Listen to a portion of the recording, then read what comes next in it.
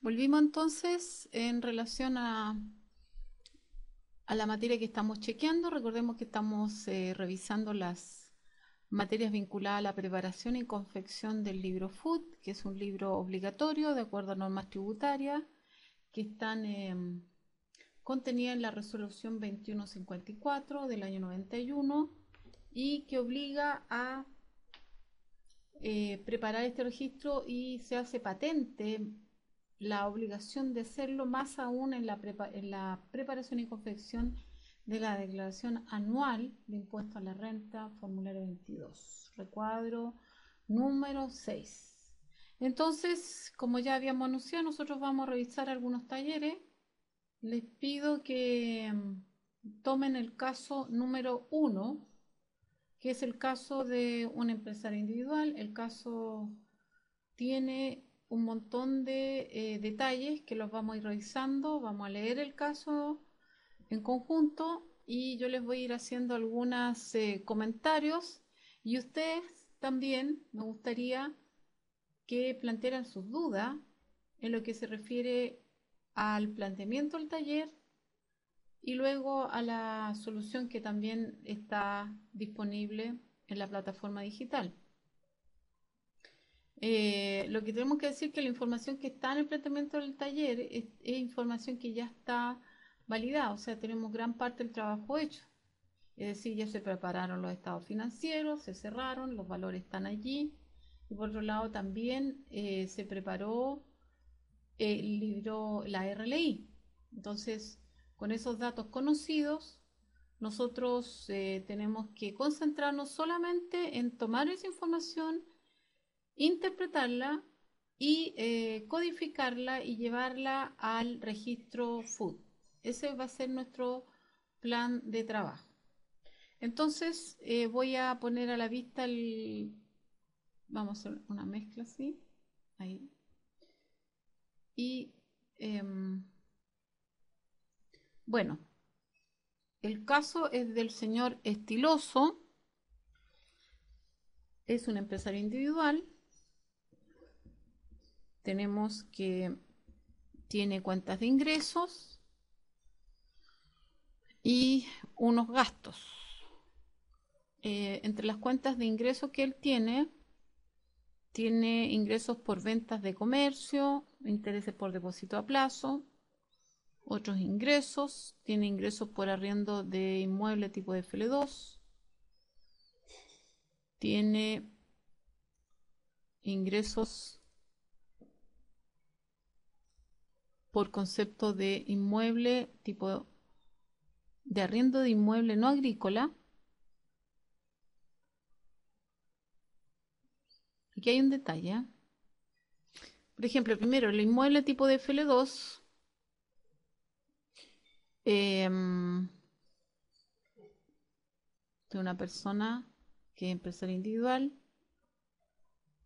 lo tiene incluido dentro del patrimonio. Entonces esa información luego la vamos a procesar, ¿no es cierto?, a nivel de la RLI. Ese dato afectaría. Veamos cómo está preparado acá, ¿no es cierto? Retiro con fecha, retiro presunto, ¿no es cierto? Son ingresos tipo de FL2, ¿no es cierto? Claro. Y tiene gastos tipo de FL2, 1.420.000. Ahí está, los 4.700.000 están siendo rebajados de la RLI en la partida número 1.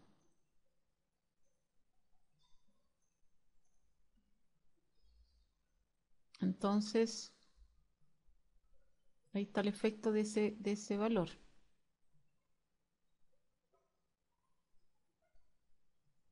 Después tenemos un ingreso por arriendo de bien raíz no agrícola, se dio un arriendo. A ver, para que cerrar la idea, ¿qué es lo que pasa con el TFL2? Bueno, el TFL2 es una franquicia tributaria que permite liberarse de la obligación de pago de tributo. ¿Mm? Hoy día eso sí sufrió una modificación y no menor, ¿ah? La modificación a nivel de lo que es la ley de la renta, que es del año 2010 y que obliga te restringe en el número de bienes que tú puedes tener adscritos a esta franquicia. Hoy día, ¿no es cierto?, solamente son 2 bienes raíces a nivel de la persona natural que puede acoger a este beneficio, y a nivel de las personas jurídicas, estas personas jurídicas no tienen derecho hoy día a la franquicia como quedó redactada en la ley. Estaríamos hablando de personas, ¿no es cierto?, que tenían inversiones a partir de la fecha de entrada en vigencia de la ley. Estoy buscando aquí impuesto a la renta 2012, aquí debería estar. Lo voy a mostrar la lámina. Hay una franquicia especial de los inmuebles, regímenes especiales. Ajá.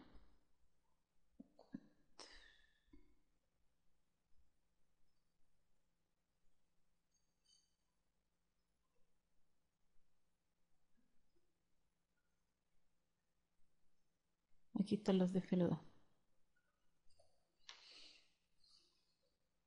Mm.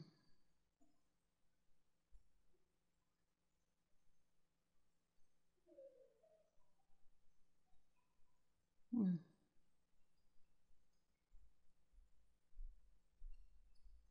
Claro, entonces en definitiva esto cambió, pero rige solamente respecto de inmuebles que se empezaron a adquirir a partir del año 2000, fue el año pasado, ¿no es cierto?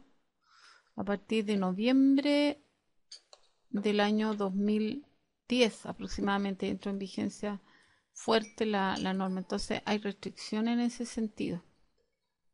Gracias. ¿Mm?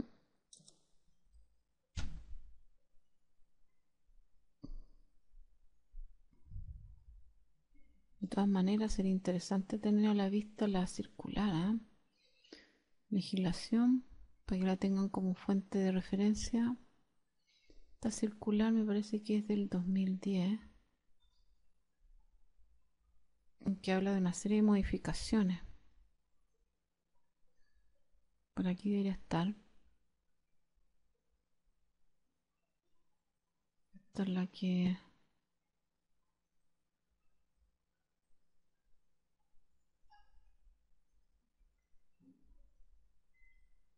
Ahí está, entonces dice modificaciones, circular 57 del año 2010, que ustedes tienen ahí a la vista. Y esta circular, bueno, establece todas las restricciones, pero aquí la vigencia quedó como mal redactada. Fíjense, mire, conforme al artículo 5 transitorio de la ley que hizo la modificación, las modificaciones del DFL2 comenzarán a regir luego de 3 meses contados de su publicación. En consecuencia, las modificaciones rigen respecto de las adquisiciones realizadas contra el 1 de noviembre del 2010. Y después, excepcionalmente, las adquisiciones verificadas después del 1 de noviembre puedan acogerse a los beneficios del DFL2, siempre y cuando estas adquisiciones se verifiquen en cumplimiento de promesas y otras. O sea, aquí en definitiva cambió el tema, pero respecto del taller nosotros vamos a partir de la premisa que ese inmueble fue adquirido antes de la entrada en vigencia. Lo podemos poner ahí, inmueble adquirido, para ser, ¿no es cierto?, consecuente con lo que hemos antes de la entrada en vigencia de la ley 20.455, para ser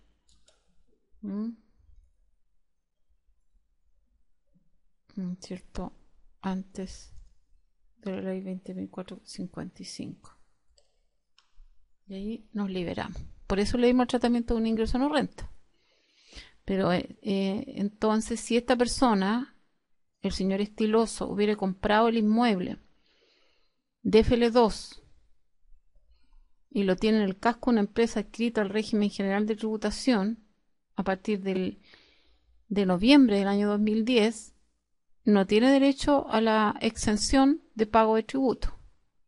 Tendría que pagar impuestos en forma normal, de acuerdo a lo que dice la circular que acabamos de exhibir, que es la circular 57, en conjunto con lo que prescribe la ley 20.455. Dice, se excluyen, y ahí les destaco, las personas, la vivienda económica adquiridas por personas jurídicas. ¿No es cierto?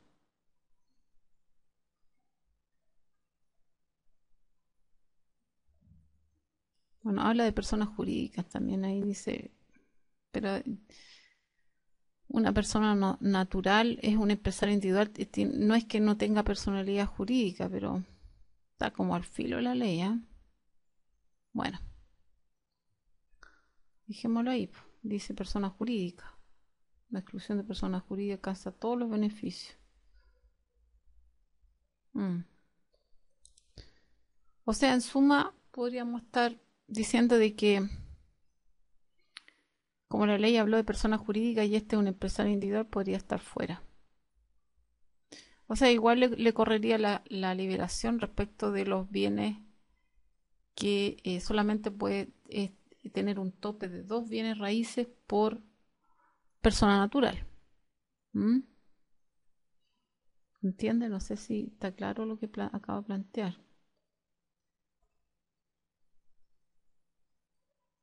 ¿Alguna duda?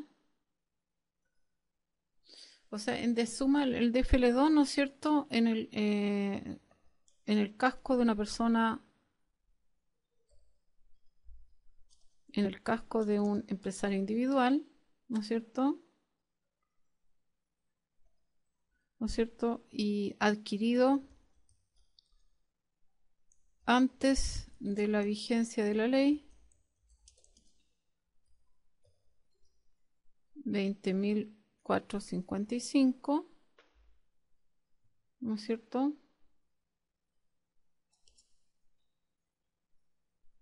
Caso de adquirido antes de la entrada en vigencia de la ley, ¿no es cierto? Estaría liberado de tributos, ¿no es cierto? Pero solo con tope de 2 bienes raíces. Eso. Ese es el punto. Ya. Después tenemos ingresos de un inmueble no agrícola, bien raíz no agrícola. Dice que la renta es superior al 11% del avalúo fiscal. ¿Esto qué quiere decir? Que va a pagar primera categoría y por lo tanto las contribuciones que tiene ahí actualizadas van a ser un crédito y se los tiene que dar de abonos. Por lo tanto aquí paga primera, pero se financia con las contribuciones. Esas contribuciones que están ahí, esos 2.15, deberían estar como agregados a la renta líquida. ¿Se fijan? Ahí están como agregados a la renta líquida. Es un gasto rechazado porque es la recuperación de un gasto como crédito. O es gasto crédito a la contribución. Y la renta esta afecta, así que no tiene impacto en la RL y es un ingreso bruto más. Dentro de la cuenta gasto tenemos una serie de partidas, entre las cuales está estas contribuciones. Dice que estas otras que son del giro, ¿ya? A diferencia de las anteriores, que son créditos, estas pasan a ser un gasto aceptado. ¿Cuándo son créditos? Cuando versan sobre bienes raíces no agrícolas, sobre bienes raíces agrícolas y sobre bienes que están en el stock para la venta en el casco de una inmobiliaria.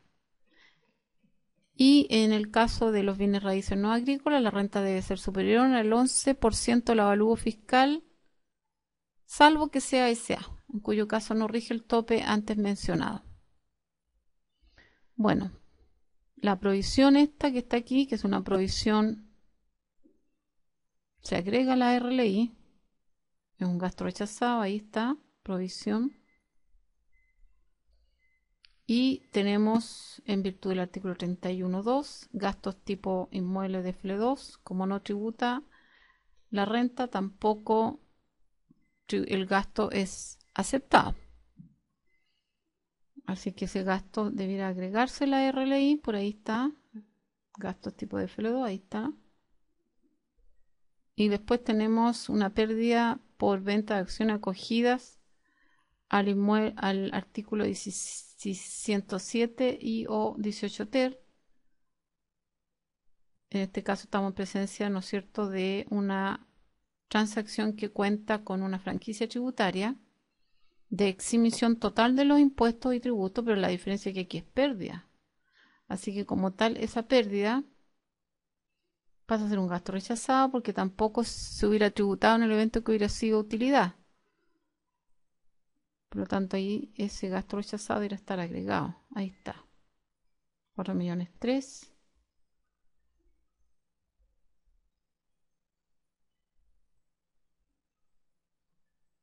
Ya. Y después, ¿qué otro gasto tenemos por acá? Depreciación, pérdida, menor valor obtenido en rescate de cuota de fondos mutuos, accionarios, con crédito, 425.000 pesos. Ya, ese menor valor es una pérdida, pero es una pérdida aceptada, así que no debería generar ningún impacto acá. Ahora, el hecho que tenga este crédito, ¿no es cierto?, debiera generar, pero eso no impacta el FUT, ¿ah? En ese caso estaríamos en presencia de un crédito especial, pero que se pide vía declaración de impuesto a la renta, porque dice que da derecho a crédito. Y eso debiera ser más o menos, en el caso 1,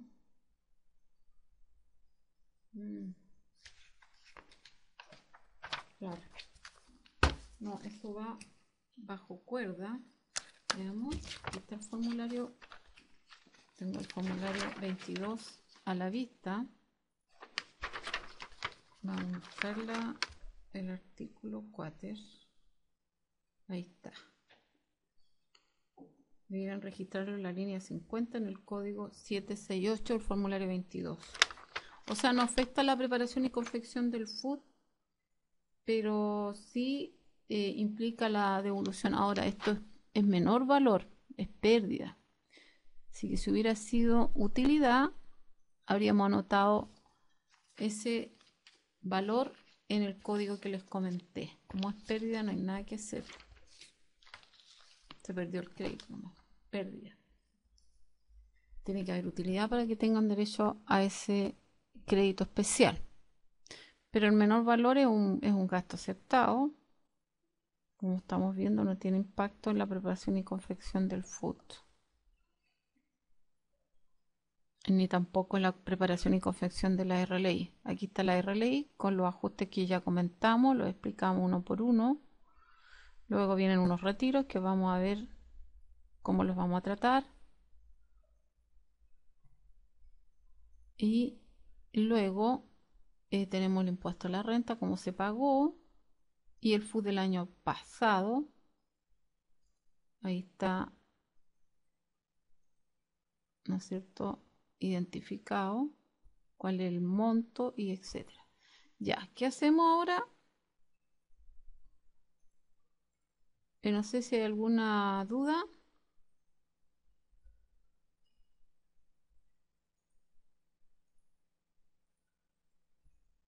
No veo a nadie. ¿Alguna duda en el planteamiento del problema?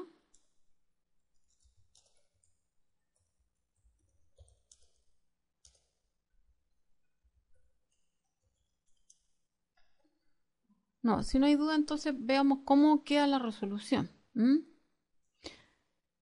entonces nuestro plan es mirar acá el caso 1. Entonces, punto de partida, tomamos los saldos de FUT del año anterior y lo actualizamos al 3,9. Vamos con la planilla Excel aquí. Entonces tomamos todos los valores y lo actualizamos vía IPC anual, que es del 3,9. Podemos sumar aquí los tres valores. Y esos tres valores están cuadrados, son 31,955, estamos bien. Ahí está, el crédito es del 0,20, el factor que se utiliza para estos fines, 0,20 48,19. El impuesto no tiene crédito, ni tampoco la utilidad neta sin crédito tampoco tiene crédito.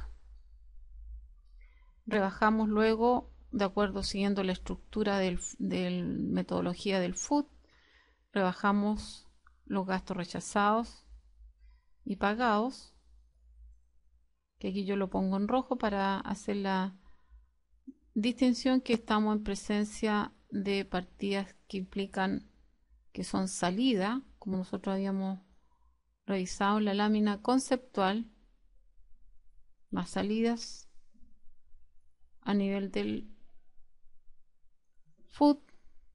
Se anotan aquí, las puse con rojo como para hacer la distinción. Y rebajamos el impuesto pagado del año pasado, del año anterior, pero erogado, desembolsado en el año 2011 en abril, por lo tanto se le aplica corrección monetaria de abril a diciembre, que es el factor 2,5. Para este efecto nos centramos en el punto 4 del planteamiento del problema, donde nos dicen que el impuesto de primera categoría en el año 2011 fue cancelado en el mes de abril, como ya habíamos anticipado, de acuerdo a ese detalle. Ya, el reajuste del artículo 72 forma parte del impuesto pagado, así que lo imputamos con cargo a este saldo, ¿no es cierto?, de impuesto de primera categoría. Y tomamos el crédito especial, vemos cómo se pagó y aquí tenemos el detalle que se pagó con crédito el 33 bis, que fueron exactamente 600.000 pesos y que, de acuerdo a lo que he dicho impuesto interno, ¿no es cierto?, en el oficio, aquí en el caso 2 creo que puse el oficio 299 del 2004, ¿no es cierto?, en ese caso hay que tener la delicadeza, fíjense, porque aquí la mayoría lo que hace es imputar el FUT, el impuesto pagado así total nomás, sin hacer alguna análisis previo lo que se refiere al pago. Entonces este oficio lo que hace es sentar un precedente respecto al tratamiento que se indica acá. Entonces el impuesto pagado fueron 8.600.000 más 8.627.720, pero en realidad vamos a imputar todo esto menos los 600, y los 600 lo vamos a imputar por cuerdas separadas. Este impuesto, que es la parte del impuesto que se financió con este crédito del 33 bis, lo imputamos aparte.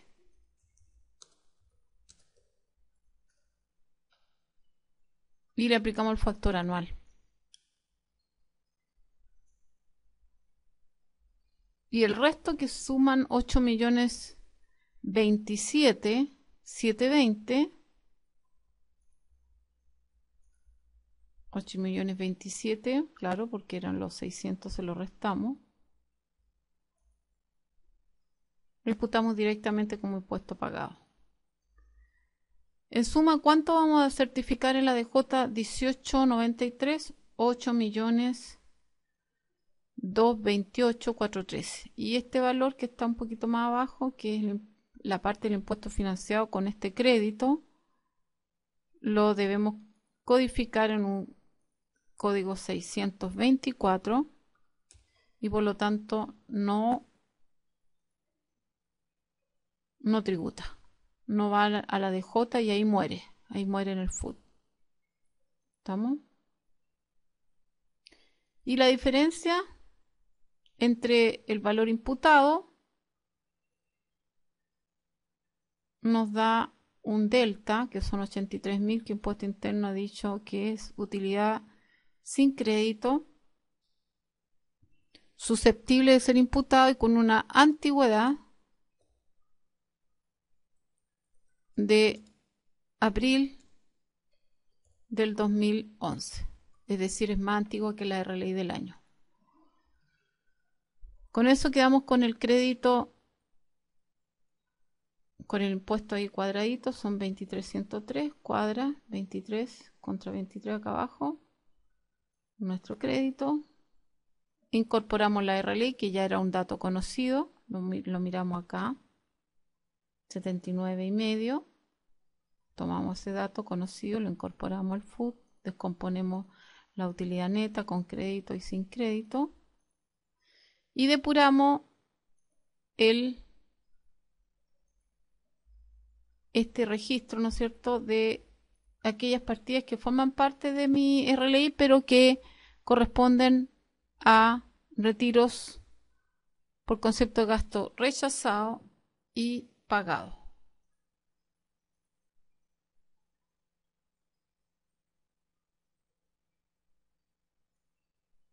Ah, ya, estaban sin audio. Ok.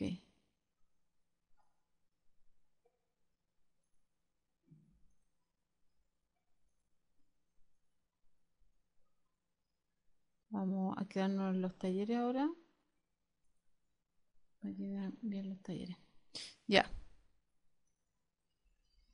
Entonces, ¿cuáles serían esas partidas que son los gastos rechazados que pasan por el FUT? Tenemos a nivel de sacándolo de la provisión, nada que hacer porque es provisión, el próximo año lo imputamos. Los gastos tipo de FL2, estos no los vamos a tocar porque los vamos a llevar al fondo de utilidades no tributables porque son gastos tipo no tributables. Las contribuciones, esas sí, que son los 215, que ya eso tendríamos que rebajarlo. Y la pérdida en venta de acciones tipo artículo 107, también los tenemos que llevar al fondo de utilidades no tributables. Ya veamos cómo queda esto. Tenemos, ¿no es cierto?, el pago de las multas, las contribuciones de bienes raíces. Ahí arriba están los 150 más los 60. Y tenemos los gastos indocumentados más las contribuciones. Todo esto, la antigüedad de estos gastos, ¿en qué orden van? Van absorbiendo las utilidades del año de origen, es decir, si forman parte de la RLI del 2011, entonces se rebajan, se imputan con cargo a utilidades del mismo año, habiendo disponibilidad de FUT. En el caso que no hubiere utilidad disponible, se van a las más antiguas. Y consumen crédito del factor .25 asociado al año en curso, que es con la tasa del año vigente, que en este caso 2011, tasa del 20%. Sacamos nuestras cuentas. Vemos la consistencia, nos da 102, está cuadrado. Y luego imputamos los retiros partiendo por el orden que la ley me señala. Estos números que están aquí al costado, 1, 2 y 10, son los números que en el mismo orden aparecen en la resolución 2154. Entonces estamos haciendo referencia a la partida 1 según la resolución 2154, que es el saldo FUT del año anterior, partida 2 la RLI, partida 10 retiros. Y los retiros están en planteamiento problema en un punto, estamos buscando aquí. ¿Dónde están los retiros? Un poquito más acá. Ahí están. Retiro 8 millones. Hizo un retiro reinvertido, pero lo sacó desde el empresario individual y otro un retiro presunto. 8, 18 y 7. Ya, en primer lugar se tiene que ir el retiro presunto y luego se van los otros en cualquier orden, porque son estos dos, estos son retiros ordinarios, este y el otro también.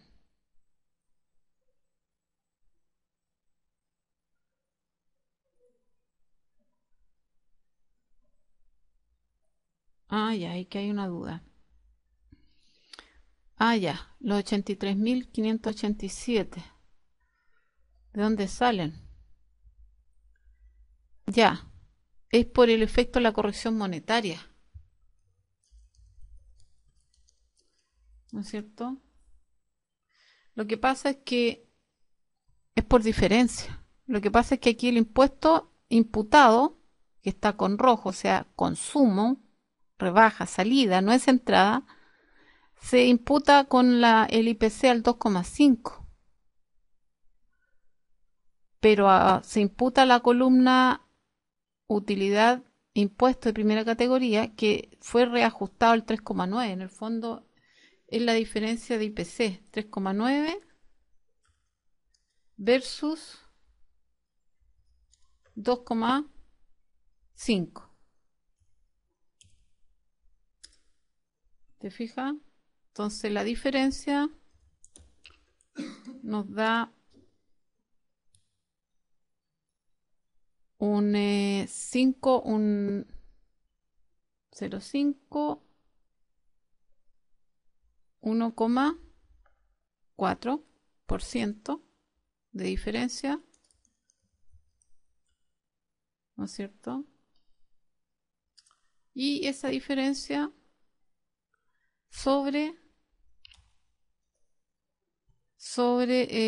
debiera ser sobre los 8 millones 6.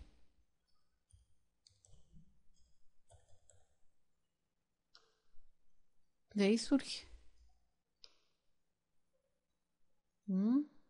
A ver, tomamos la calculadora. Vamos a tomar la calculadora. Hacer este ejercicio mental ayuda bastante, pero no vamos a acompañar de la calculadora porque si agotamos la duda. Siempre que la calculadora funcione. Aquí está, despertó. ¿No es cierto? 8 millones 6 por 1,4%.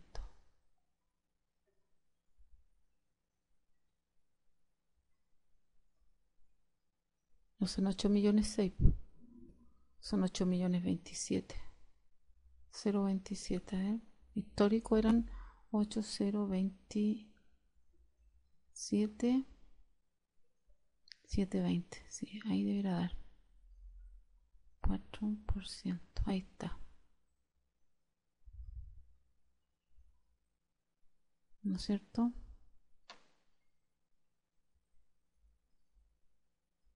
Hagamos el ejercicio. 3,9 menos el 2,5, 1,4 dividido por 100 y después 720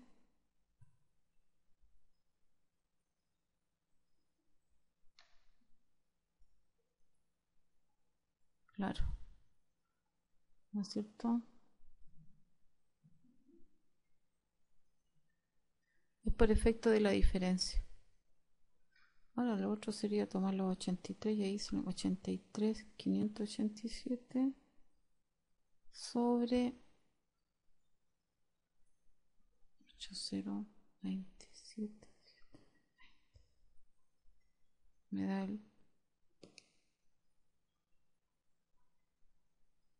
Sí, ahí debería funcionar, pero 587 sobre 807720. Ahí sí.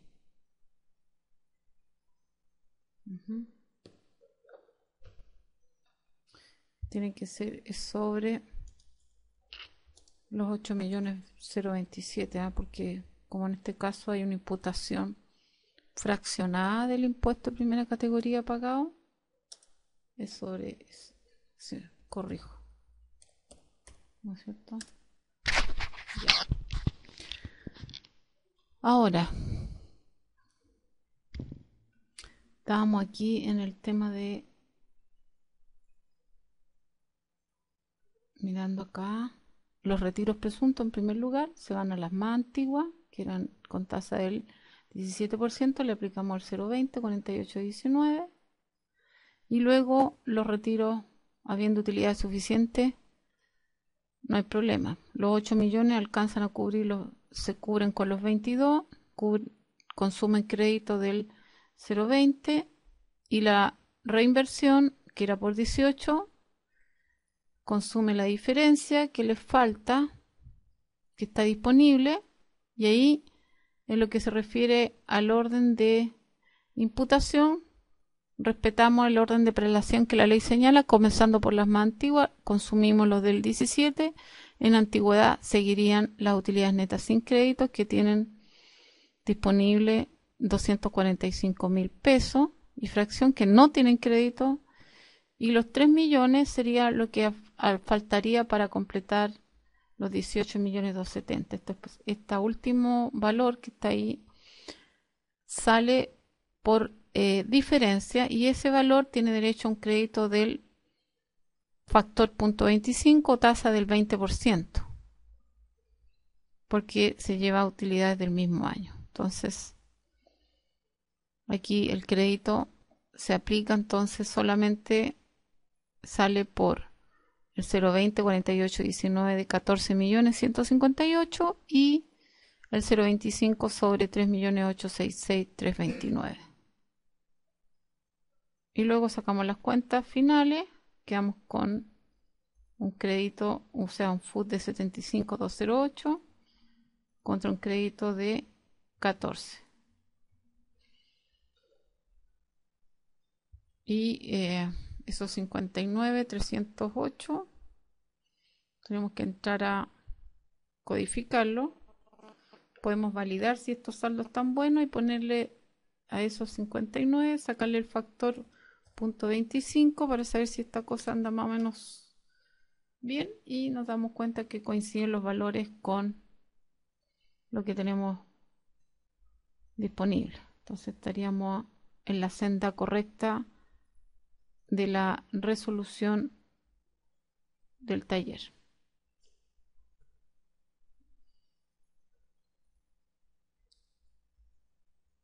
¿Alguna duda?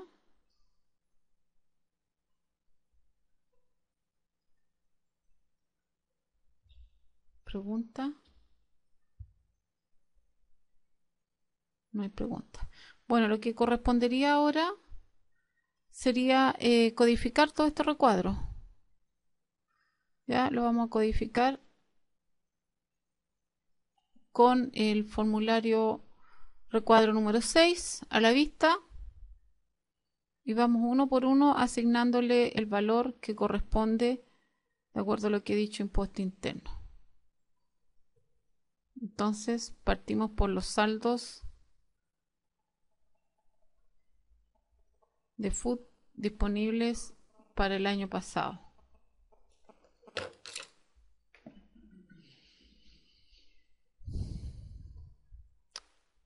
Saldo FUT aquí sería un 774, 775, 775. El crédito un 625. Los gastos rechazados, afectos 623, los no afectos 624. La reley 225, los afectos 623, los no afectos 624 y las contribuciones un 623. Los retiros presuntos un 275, los retiros efectivos 226, 226. Los saldos de cierre, este no tiene comentario, pero se lo agregamos, es un 774 4 porque tiene crédito. No, este es un 231, perdón. 231. Y este irá a ser un 318. Los créditos positivos serán 626.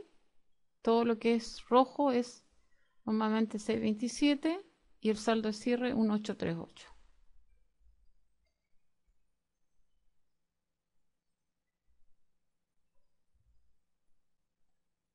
Y deberíamos tener, bueno, aquí nos falta el fondo de utilidades no tributables del caso 2, ¿ah? ¿Qué pasó aquí? No, se nos faltó dar ese dato. Podríamos, bueno, yo lo tengo por aquí. Vamos a ver, porque falta el fund. Vamos a ver, resolución. Últimos casos 2000. Faltó ahí exportar el fund del caso 1, que es este. Lo vamos a copiar y llevar acá. Me faltó el fund. Y lo guardamos. Ya, el fund, ¿cómo quedaría, no es cierto? Teníamos, según el planteamiento del problema, ¿teníamos remanente? Parece que no. No hay fund. Lo que tenemos, no había remanente, pero teníamos una pérdida tipo del artículo 107 y teníamos un ingreso tipo de FL2 que eran de 4.700.000 menos la pérdida o gasto tipo de FL2. Y la diferencia entre estos dos constituye el saldo del 2011.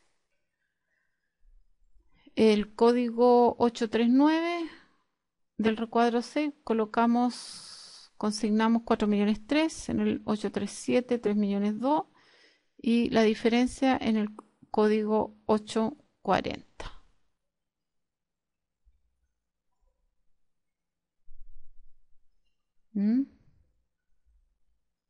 Y ahí terminamos el caso 1. ¿Alguna duda respecto del caso 1? Consulta. Comentarios. No sé si quedó más o menos claro. Yo diría que si tuviéramos que hacer algunos tips respecto de la resolución del taller, podemos decir que nos ayuda este caso a aclarar los conceptos relacionados con el FUD de un empresario individual, pero en particularmente a la imputación del impuesto a la renta de primera categoría de manera parcial, considerando los criterios abordados en el oficio 299, como dijimos, oficio 299 del año 2004, considerando esos criterios. Aquí es donde está la esencia del caso. Algo destacable. Y podemos decir también que después viene y el tema de la imputación de los retiros, que es como algo novedoso, sobre todo el retiro acogido a reinversión, ya, porque ese retiro a reinversión son como los hitos de este caso. El retiro a reinversión tiene un efecto para la empresa fuente, que es esta empresa individual desde donde sale, que básicamente lo que hace es considerarlo como un retiro ordinario, pero la empresa que lo recibe le tiene que incorporar la partida 6 del FUD, la empresa que lo recibe, la partida 6 según lo que dice la resolución 2154, y lo tiene que incorporar de manera histórica. Aquí están actualizados, así que es importante un certificado ahí que tiene que salir del socio. En este caso del señor Estiloso, tiene que salir con el certificado 15 y 16 para que la empresa receptora tenga la información transparente e incorporarlo en su FUT sin corrección monetaria. Y además para que prepare la DJ 1821 y libere al señor Estiloso de la tributación de este retiro reinvertido en su global complementario. Recordemos que hay un plazo de 20 días entre que sale y se recibe, 20 días corridos. Pero para el señor Estiloso este retiro reinvertido, ¿no es cierto?, es un retiro ordinario. Él lo codifica en su recuadro número 6, ya dijimos en el código 226, pero no lo incluye, está liberado del global complementario en la medida que sea recibido por la empresa receptora de la inversión dentro del plazo de los 20 días que ya habíamos señalado. Y además agregar que este retiro, ¿no es cierto?, el último, se imputó al FUT de manera parcelada con cargo de utilidades del 17%. Aquí podemos agregar esa información, 17% por acá, ¿no es cierto? Siempre que el computador, el sistema acompañe. Formato, porcentaje. Y por acá, esta es del 20%. ¿Se fijan? Entonces, por eso es que el crédito en este caso fue también compartido. Una fracción con cargo a crédito del 17 y otra fracción con cargo al crédito del 20% y otra fracción sin crédito, que es la que se llevó esta parte del medio, que son los 200 y tanto.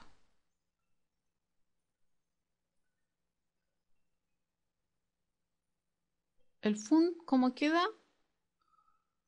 Está aquí.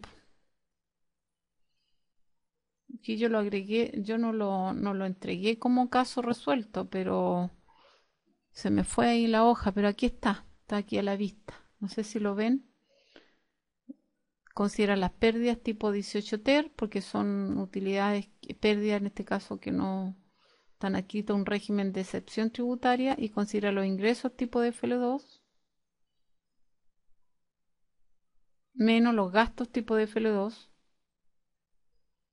y la diferencia neta es lo que queda como fondo de utilidades no tributables. Ahí están las codificaciones y todo.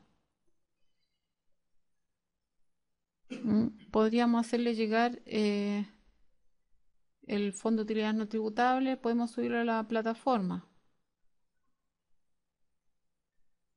para que tengan una versión actualizada de la resolución de los talleres, pero es lo que está a la vista.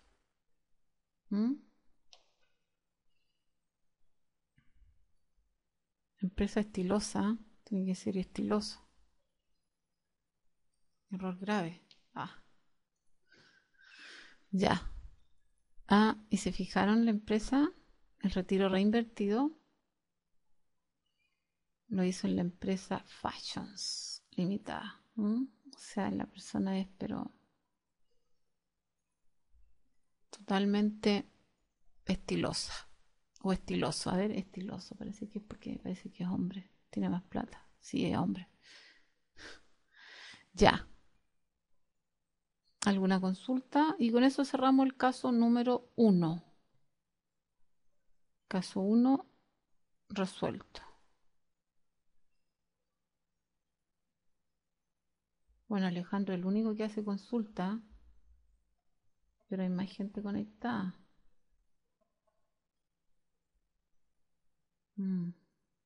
Vamos a cerrar el caso 1. No sé si hay dudas. Pasamos al caso número 2. Bueno, los casos van de menos a más, así que van en grado de dificultad. Bueno, esta es una empresa tipo limitada y Millennium Limitada, domicilio en Aysén, Ahí está la representante legal. Tiene una cuenta de ingreso y egreso. Tiene unas donaciones. Y tiene un crédito y todo lo demás. Entonces vamos a ir comentando rápidamente las cuentas de ingreso y egreso.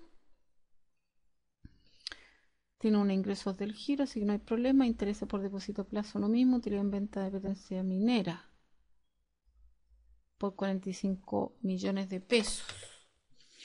Esa operación no debiera tener mucho alcance, porque no la considero como, claro, la considero como una compra-venta habitual. A ver, ahí podemos hacer un pequeño alto, una pequeña pausa. Nos vamos al home de impuesto interno, legislación normativa.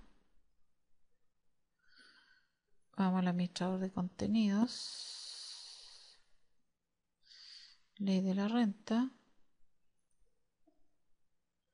y nos vamos al 17, número 8. Aquí están las letras mayor, poseen en comunidad. Una de estas letras habla de sociedad anónima, bienes raíces, ahí está. Mayor valor obtenido en la enajenación de pertenencia no constituye renta, mayor obtenido en la enajenación de pertenencias mineras. ¿Ya? O sea, aquí tenemos una norma que lo deja liberado, que es este artículo 17, número 8, pero está sujeto a una serie de variables. ¿Y cuáles son las variables? Aquí esto ya nos llevó a otro lado. Es que en realidad acá nosotros vamos a decir que es una venta habitual, ¿ya? Pero podría haber sido afecto impuesto único, ¿ah? Vamos a decir que es habitual. Porque la ley en el artículo 17 dice que no es renta, pero no es renta hasta el monto equivalente, ¿no es cierto?, al valor del costo corregido, y siempre que la persona sea no habitual. Cuando es habitual, son no. Entonces, si nosotros retrocedemos por el 18, inciso primero, podemos ir al inciso segundo y gastar.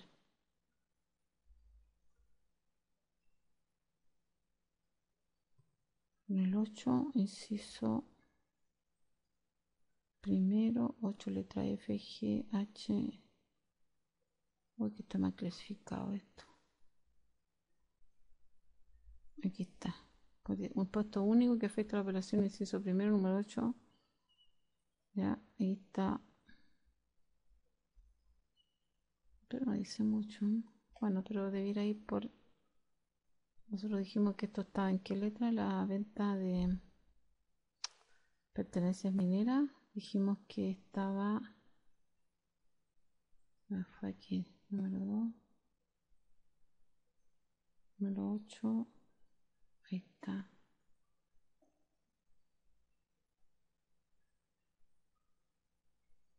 Ahí está. Aunque el mayor valor de la legislación y derechos de una sociedad legal o contractual minera que no sea anónima.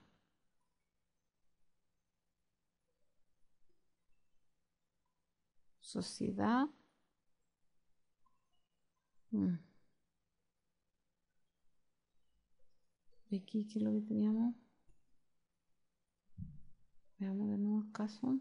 Tendremos que aclarar este punto. Es una pertenencia minera.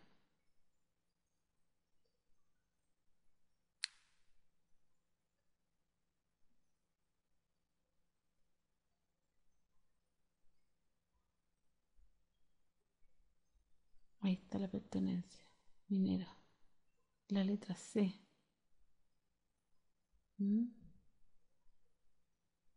Falta la ley aquí, ¿eh?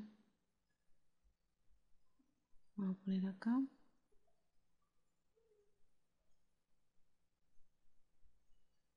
bajamos rápidamente.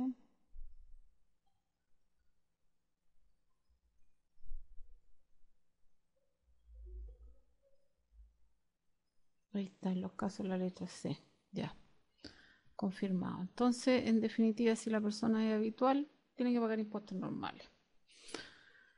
Por lo tanto, no hay nada que hacer, una renta más, aunque tiene un tratamiento especial cuando se trata de operaciones no habituales, como chequeamos en el 17 número 8, letra C.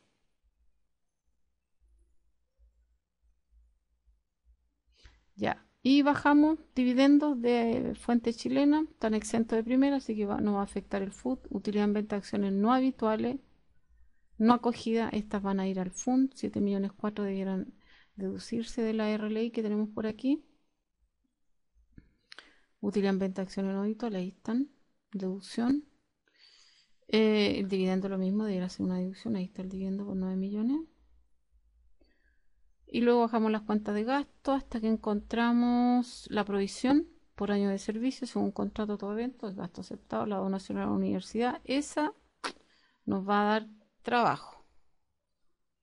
Ya vamos a ver, igual es un gasto rechazado, hay que chequear los topes, que lo vamos a ver enseguida. Impuesto a la renta lo agregamos, provisión vacaciones se agrega mientras no se haga uso efectivo del feriado legal. Nos queda pendiente el análisis de la donación que está desarrollado en el caso. Entonces se determina una renta líquida provisoria en base a todos los ajustes que acabamos de comentar. Y la donación a la universidad, que eran 3 millones y tanto histórico. ¿Cuántos millones era histórico? Donación 3 millones y medio. Se actualiza. Ahí está, actualizado, 3 millones 556. Y se compara con el 5% de la RLI provisoria, para ver si está dentro del tope del límite global absoluto. El 5% nos da 7 millones, por lo tanto, claramente entre los dos, la donación efectiva y el tope, nos quedamos con el menor, o sea, 3.556.000. Y de esos 3 millones, 50 son créditos y 50 son gastos. La parte que es crédito tiene un tope de 14.000 UTM. Y la parte que es gasto aceptado tiene un tope equivalente a el 50%. Si fijan, el 50% de la donación es un gasto aceptado con el tope, ¿no es cierto?, del 2%, del 1,6 por mil capital propio tributario, que en este caso está dentro del tope y por eso rebajamos finalmente el 1.778.000. Es decir, la donación, que eran 3 millones y medio, que fue un gasto rechazado inicialmente, finalmente se ha aceptado 1.000.007 y fracción como gasto aceptado y la diferencia pasa a ser un crédito. Ahora a nivel del FUT, el crédito es el que nos va a penar porque lo vamos a tener que rebajar, igual que las contribuciones de bienes raíces, porque esos flujos relacionados con la donación están, ¿no es cierto?, físicamente en la empresa que recibió la donación. Entonces veamos cómo queda el FUT de esta empresa.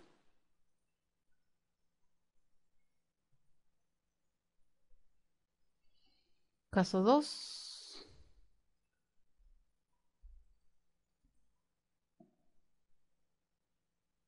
Vamos 100%. Ya. Veamos cómo queda el caso 2. Tenemos la empresa Millennium, los saldos de arrastre que no tienen mucha ciencia, tienen el mismo tratamiento que el caso anterior. Lo único que hay que saber aquí es Excel, pero saber clasificar la información. Todo lo que viene arrastre el año anterior se actualiza al 3,9. Ustedes pueden ubicarse ahí dentro de la casillero. Y luego hay que hacer la depuración del impuesto pagado. Aquí también hay una situación similar al caso 1, con la diferencia que aquí el impuesto pagado en el año anterior no tiene reajuste el artículo 72. Chequemos cómo se pagó. Aquí está. Se pagó ahí 18 millones. ¿Con qué se pagaron? Con 33 bis.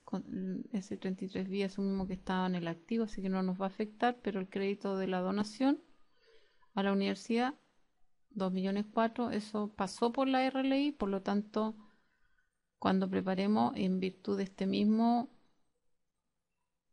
oficio 299 del año 2004, entonces debemos imputar el impuesto depurado de la donación por la universidad, a la universidad. Solamente entonces, por diferencia, detectamos el valor. Tenemos 18 millones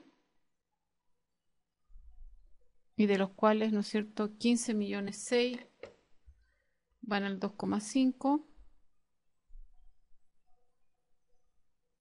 ¿no es cierto? Y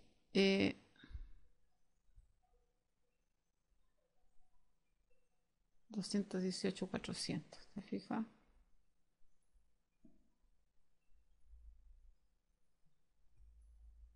Ahí está directo.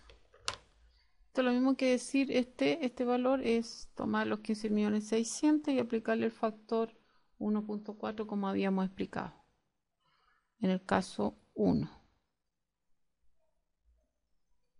En este caso como que 8027.720 por el 1,4.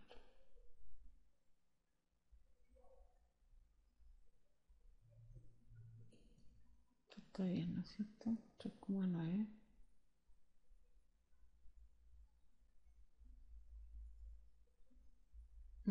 Aquí tenemos una distorsión con reajuste del artículo 72 también, ¿ah? Claro. Bueno, eso lo vamos a explicar. Vamos a poner una nota aquí. Vamos a ponerlo acá. Aceptar comentario. Considerar efecto del reajuste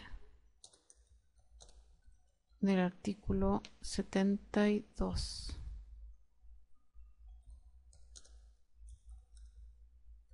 72 de la LIR. Ya, eso como que nos ayuda un poco más a entender este caso. Ya. ¿Alguna consulta? No hay consultillas. Seguimos avanzando. Incorporamos la RLI, que ya era un dato conocido, de la misma manera que lo hicimos en el caso anterior. Rebajamos los gastos rechazados que están en la RLI, miramos la RLI, aquí está la RLI, tenemos gastos asociados a bienes destinados a los dueños de la sociedad, pagado y reajustado, 3.340.000 pesos, gasto rechazado pagado, se rebaja del FUT, gastos no acreditados, lo mismo, multa también. Gastos tipo ventas no habitual, bueno, ese va al fondo de utilidades no tributable, la provisión no va porque es provisión. La universidad, con la parte que es crédito, sí debiera estar formando parte, ¿no es cierto? Ahí está el crédito por las donaciones con fines universitarios. Y eso. Entonces, esas son las 4 partidas que incorporamos con tasa del 20%, es decir, factor del incremento 0.25. Agregamos el FUT, el dividendo percibido, que vamos a asumir. Aquí lo podemos anotar que histórico, también es un dato importante porque se nos va ese dato. Al nivel del FUT se ingresa, estas sumas se ingresan históricas y no actualizadas con los créditos que se certifiquen en la empresa, en la sociedad anónima. Y tenemos aquí una renta presunta un poquito más abajo. De ir hasta aquí. Aquí dice que la empresa tiene un bien raíz agrícola. Por lo tanto, esa forma parte de la partida 8 del FUT. 8 se agrega en la 8 y se deduce en la 9. Así que vamos a ver que tiene un efecto neutral en el FUT. Entra y sale. pero tiene un crédito de 2,4 millones, así que afecta ahí ese crédito de 2,4 millones, se lo rebajamos. Ahí tenemos los 125, le aplicamos el 0,20 y le descontamos como crédito. No tiene incremento porque es una partida que no lleva contabilidad completa. Por lo tanto, solamente incorporamos el 10% de los 125 millones, que son 12,5. Rebajamos el 0,20. Le aplicamos el 20% a los 2,5 millones y le rebajamos las contribuciones. Sacamos el FUT antes de imputación, que son cuadrados, 267,866. E imputamos aquí la partida 9 que ya les había contado, que son las rentas presuntas, es decir, los mismos 12,5 millones, pero que se distribuyen acá en proporción a la participación que tienen los socios en el pacto social. ¿Dónde están esos porcentajes? Deberían estar individualizados en alguna. Aquí está, 25 y 75, así lo tenemos. Y hacemos el 25 para el socio 1, el 75 para el socio 2 y lo mismo consumimos crédito y lo mismo el crédito proporcional a la participación sobre 100. Ingresó 100, retiramos 100. Subtotalizamos y luego imputamos los retiros que restan, que son retiros presuntos. Aquí tenemos 2,3 millones y otros retiros que hicieron los socios. En primer lugar, recordemos que se imputan los retiros presuntos antes que los retiros efectivos. Entonces, retiro presunto, 2,3 millones, respetando, ¿no es cierto?, las utilidades más antiguas, que en este caso asumimos que son del 16% las utilidades más antiguas. Por eso lo llevamos allá.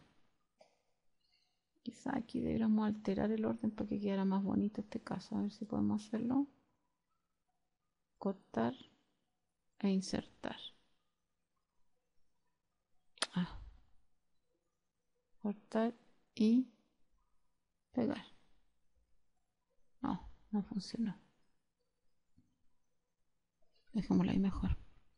Bueno, pero deberían haber aparecido primero las utilidades del 16, ¿ya? Pero es una cuestión estética, ¿ya? Porque primero el retiro se fue con cargo a las utilidades del 16%. Por eso que le aplicamos el factor .19, 0,476. Y luego vienen los retiros de los socios. Esta vez no usamos los porcentajes de participación societaria, sino que la relación porcentual que existe entre los retiros de cada socio y el total de los retiros. Es decir, 50, aquí nosotros podemos anotar, es igual a 50 sobre 250.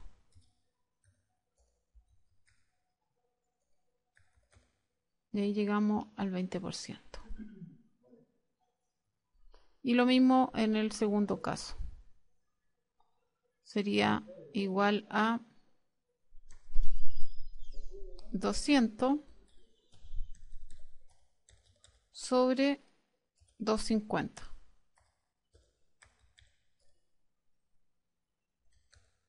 ¿Se fijan? Por eso nos dio un porcentaje distinto. Y esa proporción se la aplicamos a cada uno de las utilidades disponibles. O sea, estos 88 millones se distribuyen salomónicamente, un 20% para el primer socio, un 80% para el socio que sigue, y así un 80 y un 20 hasta agotar las utilidades dentro del saldo que queda disponible. O sea, aquí el retiro es de 250 y tenemos 253, entonces aquí se lleva el impuesto de primera categoría como parte del impuesto. Aquí hay un retiro parcial del impuesto a la renta de primera categoría para completar el monto de 50, fíjense. Y igual nos faltó, tuvimos que sacarle el impuesto. Por lo tanto, incrementamos solamente esta vez respecto a las utilidades del año, porque están siendo retiradas parcialmente con impuesto a la renta de primera categoría, Este valor que está aquí abajo también se lleva acá arriba para preservar la relación, no retirar más allá, no hacer tributar al socio más allá de lo que la ley, más allá de el impuesto pagado por la empresa y más allá de la renta tributada por la empresa. Por eso hicimos un incremento parcial del impuesto a la renta de primera categoría, toda vez que los socios se retiraron el impuesto de primera categoría de manera parcial. ¿Mm?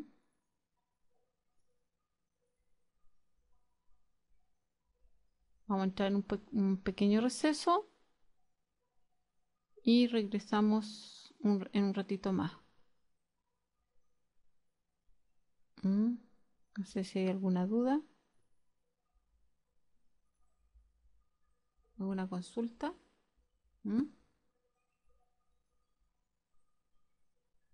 Lo demás es la codificación básicamente del recuadro número 6 y vamos a entrar en un pequeño receso y vamos a volver con la explicación ideológica del taller.